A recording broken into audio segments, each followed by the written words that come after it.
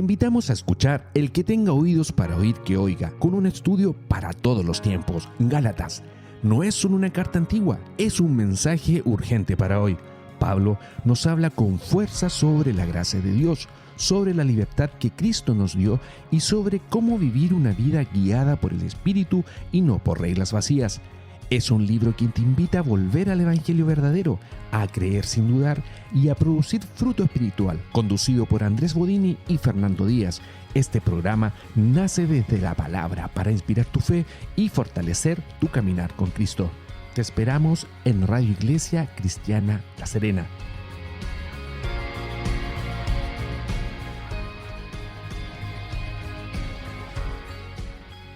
Hola Andrés, ¿cómo estás? Muy bien, muy contento de estar acá una vez más preparando este programa sobre la carta a los Gálatas. Quiero que me digas qué pasó en el capítulo anterior. Bueno, en el capítulo anterior nosotros leímos que el apóstol Pablo, junto con Bernabé y Tito, viajaron desde Antioquía a Jerusalén. ¿Cuál era la misión de ellos? Exponer a los judaizantes, que era un grupo de personas judías que insistían que para ser salvo no bastaba con tener fe en Jesucristo. Había que circuncidarse, había que guardar toda la ley del Antiguo Testamento, así como de sus propias tradiciones judías. Y en esa visita nosotros pudimos leer que los tres principales de la iglesia de Jerusalén, que eran Jacobo o Santiago, el medio hermano de Jesucristo, el apóstol Pedro, que también lo menciona como Cefas, y el apóstol Juan, confirmaron que la salvación es exclusivamente por medio de la fe en Jesucristo y no por las obras de la ley. Luego de exponer, llegar a este acuerdo, estar seguros, confirmar, por así decir, de que estaban mal doctrinalmente estos judaizantes, el apóstol Pablo, Bernabé y Tito regresaron a la iglesia de Antioquía para mostrar y exponer el error de estos judaizantes a todas las iglesias de Galacia. Y ahí fueron con un ejemplo vivo, Tito, no circuncidado. Así es. Nosotros en la semana pasada, en el texto que pudimos leer, decía que efectivamente Tito ni siquiera se circuncidó. Y él estuvo con todos los otros cristianos, pero judíos, digamos. Y no le exigieron circuncidarse. Así que por lo tanto confirmaron que la doctrina que enseñaba el apóstol Pablo era correcta. Entonces, Pablo, Bernabé y Tito de vuelta en Antioquía. O sea que la semana pasada terminamos con Pablo, Bernabé y Tito de vuelta en Antioquía. Correcto, ahí quedamos, cuando ellos regresaron a Antioquía. Ya, entonces eso fue lo que vimos en el capítulo anterior. Ahora, ¿qué vamos a ver hoy día, Andrés? Hoy día vamos a leer una lectura que se titula Pablo reprende a Pedro en Antioquía. Esto queda en Gálatas, capítulo 2, versículos 11 al 14. Pero vamos a empezar leyendo los versículos 11 al 13 primero. 11 al 13. 11. Dice: pero cuando Pedro vino a Antioquía, le resistí cara a cara, porque era de condenar, pues antes que viniesen algunos de parte de Jacobo, comía con los gentiles, pero después que vinieron, se retraía y se apartaba, porque tenía miedo de la circuncisión. Y en su simulación participaban también los otros judíos, de tal manera que aún Bernabé fue también arrastrado por hipocresía de ellos. Así es, esto es algo que muy poca gente conoce, que dice la Biblia, y es que el apóstol Pablo, por así decir, retó, le llamó la atención al apóstol Pedro. Y hay un detallito también, que esto viene de la semana pasada, y era que los tres principales de Jerusalén era el apóstol Pedro, era el apóstol Juan y era Santiago. Cosa que va en contra de la doctrina que aparece muchas veces en el catolicismo romano, que decía que Pedro era el primer papa, ¿ya? En realidad esto no fue así. No hubo una sola autoridad en la iglesia inicial, en la iglesia primitiva, que se le llama la iglesia cristiana primitiva, sino que podemos leer claramente que eran tres personas. Y no es el número lo que importa aquí es que nunca se trató de una persona que era quien guiaba toda la iglesia, sino que eran los apóstoles en general, y además vemos personas que ni siquiera eran apóstoles, como Santiago, ¿ya? Bueno, retomando un poco lo que estábamos leyendo, ¿cierto? ¿En el 12? Sí, no, vamos a partir Ya. con el versículo 11. Retomando la lectura, comenzamos con que el apóstol Pedro viajó desde Jerusalén a la iglesia de Antioquía, ¿ya? En la iglesia de Antioquía estaban el apóstol Pablo, estaba Bernabé y estaba Tito, ¿cierto? Ellos habían regresado un tiempo atrás. Un paréntesis, André.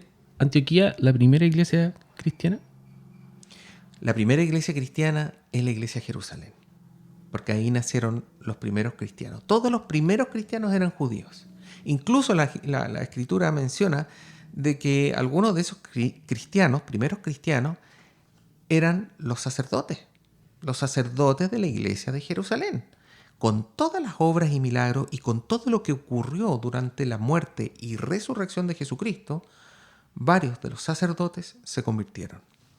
Okay. Así que, pero Antioquía fue una de las primeras, eso sí. Sí, la primera. Fue una de las primeras que estaba fuera de Jerusalén, ¿ya? Retomando un poco el tema, el apóstol Pedro viajó a Antioquía, ¿cierto? Antioquía, sí. Y se encontró con el apóstol Pablo, con Bernabé, con Tito y con la iglesia en general. ¿Qué es lo que pasó? El apóstol Pedro se sentaba a la mesa a comer con todos los hermanos en Cristo, sean judíos o no sean judíos. Algo que según la tradición judía, por así decir, no corresponde. Es algo pero totalmente inmoral, por así decir. No se acepta para nada, ¿ya? ¿Qué es lo que pasó? Algunos días después llegaron algunos hermanos cristianos, judíos, de parte de Jacobo, dice, de Santiago. Llegaron a Antioquía. Y cuando llegaron a Antioquía, dice que el apóstol Pedro se retraía y se apartaba. ¿Por qué? Porque tenía miedo de los judíos, miedo de la circuncisión, dice ahí. Y peor aún, mire lo que dice el versículo 13, Fernando. Y en su simulación, o sea, el apóstol Pedro estaba simulando, estaba actuando de manera hipócrita. Dice que en su simulación participaban también los otros judíos cristianos que también se sentaban con los cristianos no judíos a comer, también empezaron a simular, empezaron a actuar. Arrastró esta doctrina tan terrible de decir, no, es que yo soy judío, por lo tanto ahora ya no sería cristiano de la misma categoría tuya. Yo soy cristiano de primera categoría porque soy judío. Tú eres cristiano de segunda categoría porque eres gentil. No es así, no es así. El cristianismo lo que nos dice es que todo ser humano ante Dios tiene la misma dignidad, sea hombre, mujer, libre, esclavo, judío o gentil.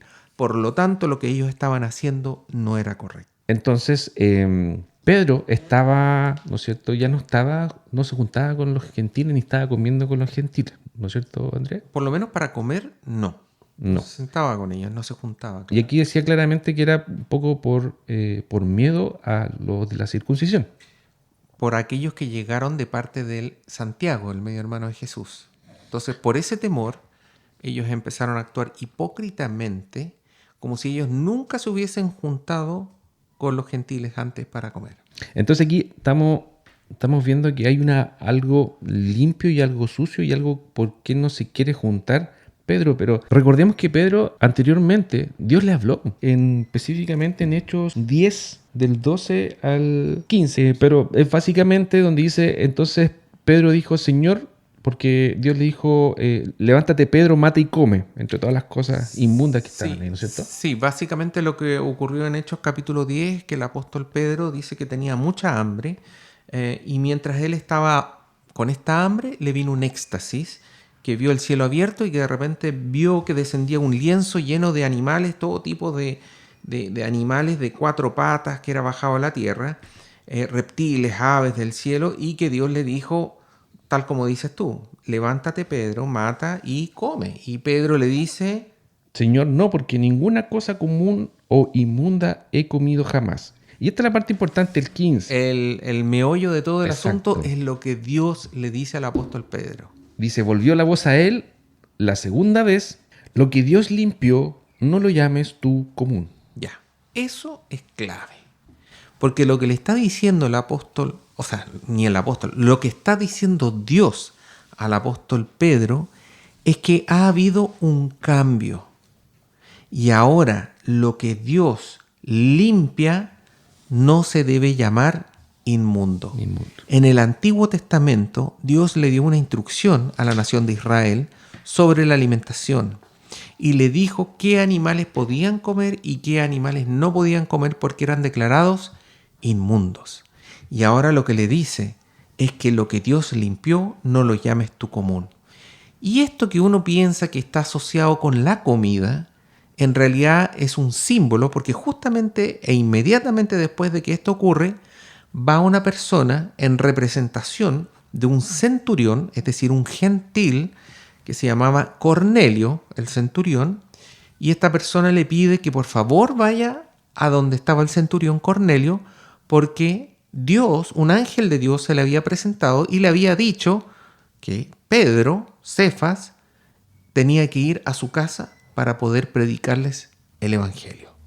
Es decir, este centurión, que en estricto rigor, según la cultura judía, no es el Antiguo Testamento, según la cultura judía, era considerado inmundo, ¿cierto? Ahora Dios le está diciendo, no llames inmundo a lo que yo he limpiado. ¿Qué es lo que está diciendo? Yo, Dios, he limpiado a Cornelio y a las personas que están con él, por lo tanto, no lo llames inmundo. Y por lo tanto, en resumen, anda y predícale el evangelio. Y eso que dices tú, muy bien lo mencionaste tú, Fernando, está en Hechos capítulo 10. Esto es antes de todo lo que estamos leyendo. Es decir, el apóstol Pedro tenía muy claro la orden de Dios de que ahora los gentiles no son inmundos. Por lo tanto, toda esta actitud de dejar de comer con los gentiles era hipócrita y era desobediente al Señor. Bueno, Pedro, como toda persona humana también, tenía sus bajones. Siendo de todo lo que había vivido, del mensaje que le dijo, se dejó llevar y creo que esto es lo importante, ¿eh? Cuando una persona importante o un líder que lleva gente se deja arrastrar por estas cosas, arrastra a los que están atrás. Así junto es. con lo que hizo con Bernabé. Y nuevamente vemos un tema doctrinal, cuando la Iglesia Católica dice que Pedro fue el primer papa y después dicen que los papas no tienen errores, no cumplen errores. Es cátedra. Es cátedra cuando dice algo y queda... Y es verdad. Queda como ley. Queda claro. Como ley, por así decir. Pero dice que ellos no se equivocan. ¿Ya? Dice la doctrina católica dice que los papas no se pueden equivocar. ¿Ya? Son inerrantes. Inerrantes, ¿ya? Entonces no hierran, no cometen equivocaciones. Y aquí vemos que el apóstol Pedro, el que supuestamente es el primer papa, que no lo es un pilar de la iglesia de Jerusalén, también se equivoca. Es un ser humano igual que el resto. Igual que todas las otras personas, en el sentido que no somos perfectos, somos pecadores, que hemos sido perdonados por gracia. Este es el apóstol Pedro, aquel que estuvo con Jesús, que vivió con Jesús, que escuchó sus órdenes, que vivió todo el proceso del cristianismo, que lo negó, que se arrepintió, que lloró. Y se arrepintió, y por eso es el apóstol Pedro, ¿cierto? No es como Judas Iscariote, que jamás se arrepintió. Él se arrepintió, fue perdonado y recibió la salvación. Pero aún así, a pesar de eso, a pesar de haber recibido esta imagen con esta, dice ahí, un éxtasis, ¿cierto? A pesar de recibir un mensaje directo de Dios, no le hace caso. Es como nosotros en el sentido que somos duros de cabeza y nos equivocamos y pecamos una y otra vez. Retomemos ahora la lectura. Leamos el último versículo, versículo 14, por favor. Dice: pero cuando vi que no andaban rectamente conforme a la verdad del Evangelio, dije a Pedro delante de todos: si tú, siendo judío, vives como los gentiles y no como judío, ¿por qué obligas a los gentiles a judaizar? Claro. Entonces, claramente el apóstol Pablo se lo dice, pero directamente. Y frente a todo. Y frente a los demás, ¿para qué? Si es una enseñanza aquí, hay que aprender y hay que corregir, ¿ya? La gente cree que a veces cuando Jesús dijo, no mires la paja en el ojo ajeno, se quedan con esa primera parte. Pero lo que dice el Señor es hipócrita. Primero saca la paja que hay una viga que hay en tu ojo, y luego saca la paja de tu hermano. Es decir, es un proceso de corrección permanente y autoevaluación. No es para que yo no le diga nada a nadie, todo lo contrario. Yo tengo que examinarme y ver si lo que estoy criticando a mi hermano, yo también lo estoy haciendo o estoy haciendo algo aún peor, una viga en vez de una pajita. Por lo tanto, no es que no debemos quedarnos callados, debemos corregir aquello que está malo en nuestras vidas y después corregir al prójimo, ¿ya? Y aquí el apóstol Pablo lo corrige delante de los demás. ¿Por qué? Porque se estaba comportando de manera absolutamente hipócrita. Él había estado con los no judíos, se había sentado a la mesa con sus hermanos cristianos, y ahora para simular, para aparentar, empezaba a sentarse en otra mesa apartado. Y desgraciadamente lo que hizo el apóstol Pedro arrastró, dice, a los demás hermanos cristianos de origen judío. Así que desgraciadamente esto ocurrió y esto va a seguir ocurriendo. O sea, siempre el ser humano tiende a discriminar, a pensar, no hay problema en diferenciar una cosa y otra, pero otra cosa es discriminar en el sentido de pensar de que alguien es más digno que otro. Ante Dios somos todos igualmente dignos. Todos tenemos, por así decir, la posibilidad de ser hijos de Dios, ¿ya? Como leíste tú anteriormente, Dios no hace acepción de personas. Uh-huh. Y un poco de lo que estabas hablando tú, Andrés, de la parte humana, de este Pedro humano, ¿no es cierto?